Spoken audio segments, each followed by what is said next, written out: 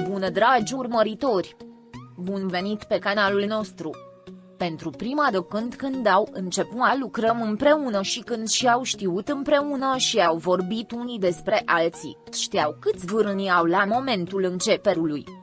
Halil este fără neîncoiați un mare umor, de ce nu a păstrat forța individuală și propria, dar ei iubesc șarmecul și așa, zi de zi, a început să se îndrăgostește de Halil. A început o iubire reciprocă, deci din acea iubire s-a născut și condiția lui de actor prima adus pe tron.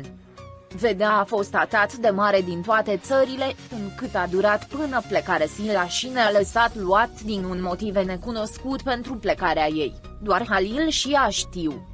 Niciodată nu le vom cunoaște misterul lor secret, indiferent ce s-a scris și ce au spus și prezentat presa galbenă și alții, au rămas consistenți în toate și situației, doar ei știu despre ce este. Si respect ca, poate au jurat tacere, si au pus loialitate între ei. Tot ce s-a întâmplat si s-a pemplut a fost un actul pentru Halil si un actul pentru Forta.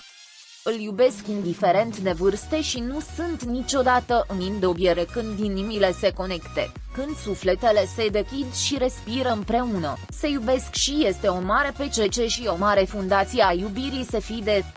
Încă se poate complementa exact pentru că Halil e mai bătrân și mai experientă, îi susțin până în aceea zi se împreună și se vor deschide, chiar trebuie doar să răbdați iubirea pe care o au și păstră mâinile, nimeni nu poate să dezimite nimeni. Alții toate acestea se fac pentru marketing, pentru ca mai mult dintre ei trebuie să facă bani cu barne, reclame false si iminguri diferite si false fiti seriosi nu sunteți copii si sunteți o alta logica adevărului adevăr.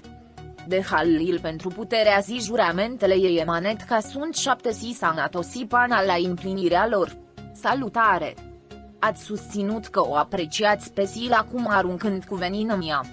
Credinciosul lui Halil a fost usea de biserica, de aceea se va vedea cant cu alta.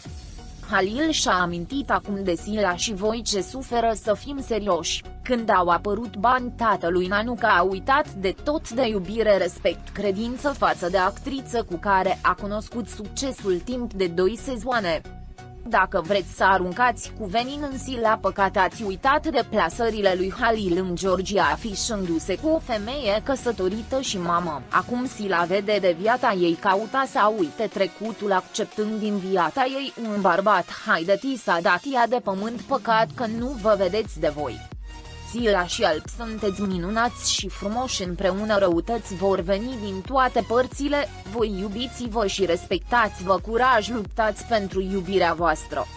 Sila este cel mai frumos lucru pe care l-ar putea crea Dumnezeu pe pământ, cel mai frumos, cel mai talentat, cel mai de succes, o fată care se naște o singură dată, incomparabilă, de neatins și de netrecut, este o bijuterie neprețuită pe care o deține Turcia. Ea și Alp sunt frumoși, tineri, talentați, liberi și se potrivesc perfect. Alp este un tânăr demn de Force of the World diva ca în privat sau în serialul Matori, maniacul sexual. Halil nu a fost niciodată vrednic de Force, el este cea mai mare mizerie care și-a vândut credința pentru a lua masa cu iubitul ei, o prostituată needucată, o vrăjitoare înfricoșătoare Nanuca, o mamă imorală și depravată care și-a părăsit fiica bolnavă și și-a rupt căsătoria de dragul sexului cu cel mai mare clovn Halil, pe care i-a plătit-o mult pentru a promova prostituția, pentru că este ocupația principală a măturii Nanuca, care prețuiește profesia de actor pentru că este o femeie de moravuri îndoielnice din sat. Este foarte trist să aud toate aceste lucruri oribile spuse despre Halil, un bărbat care are totul pentru a reuși. Un om care nu are nevoie să fie mituit pentru a reuși, desigur dacă tot ce spun ei este adevărat. Aș vrea ca totul să fie o minciună, dar numai Halil poate nega toate acestea. Când am început să mă uit la Legachi, am fost atât de impresionat de poveste și de protagoniști, și a fost de mult timp.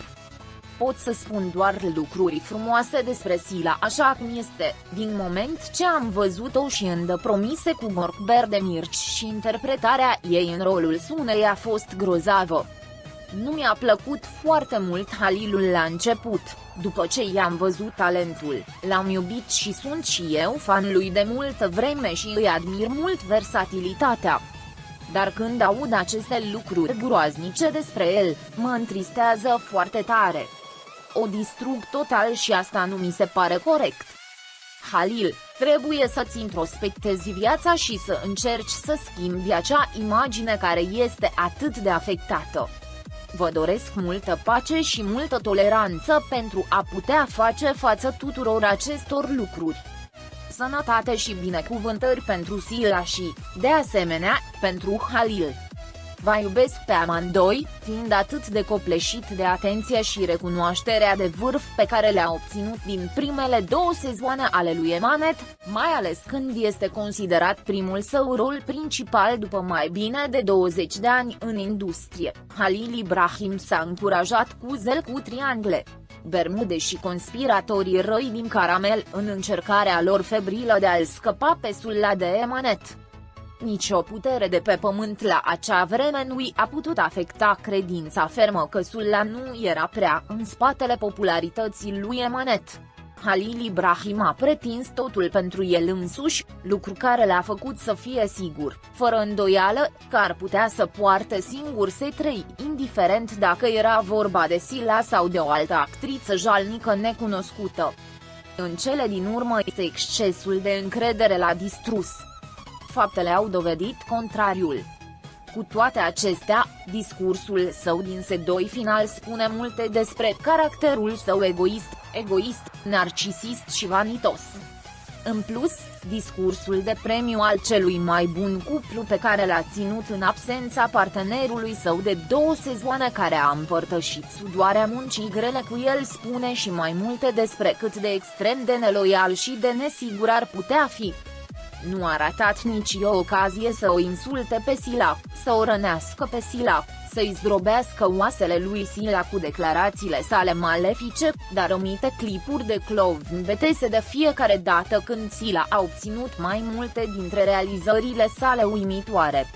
Partea cea mai rea este că părea teribil de intenționat să o pedepsească fără milă pentru succesul ei, departe de el. Și pe măsură ce continua să se scufunde din ce în ce mai mult în canal cu fiecare episod din S3, succesul filmărilor l-a înnebunit complet, în principal pentru că succesul său incredibil fără el a coroborat adevărul scandalos că el i-a negat adevărul de a fi cea care a condus steagul succesului Emanet. Nu doar el. Dintr-o perspectivă mai echitabilă, amândoi au fost și există și mai mult în trădarea lor și trădarea lor nemiloasă a lui Sula. Dintre toți youtuberii spanioli, se pare că tu ești cel care transmite cel mai bine adevărul. Continuă treaba bună, amice!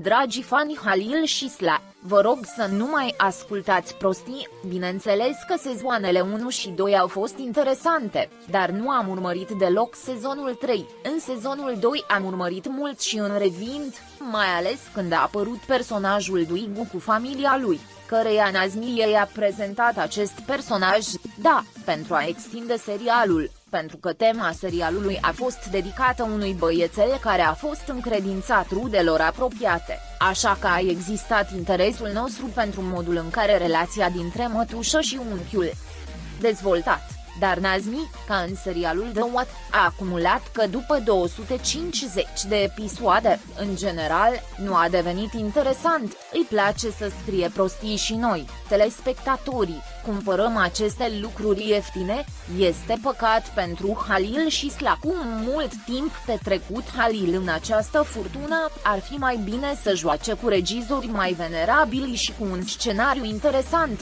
dar toți sunt greșiți. Așa că să nu mai punem la pământ acest cuplu minunat care ne-a oferit un basm timp de 2 sezoane și doar ne iubim. Succes lui Halil și Sla, ca să nu scrie și să credem doar în tine. Ce parte din personajul lui Seher a fost destinată să moară și în acest fel vine o altă actriță în locul ei pe care oamenii încă nu o înțeleg.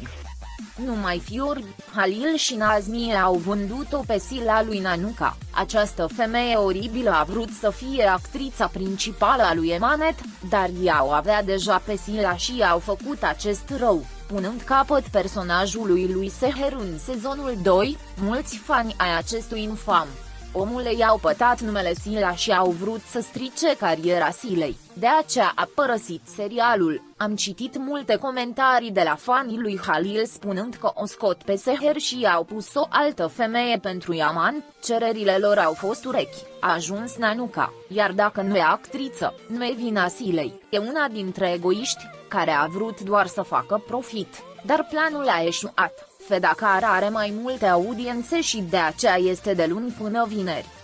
Dragii prieteni care arată dragoste față de Halil Ibrahim și Sila, vă vom transmite asta vouă, dragii noștri fani, pe măsură ce primim vești despre jucătorii noștri. Rămâneți pe fază pentru acces instantaneu la cele mai recente știri. Abonați-vă la canalul nostru și distribuiți videoclipul. Pentru a fi primul care vizionează, fi la curent cu noile videoclipuri activând notificările. Fi sănătos! Pascali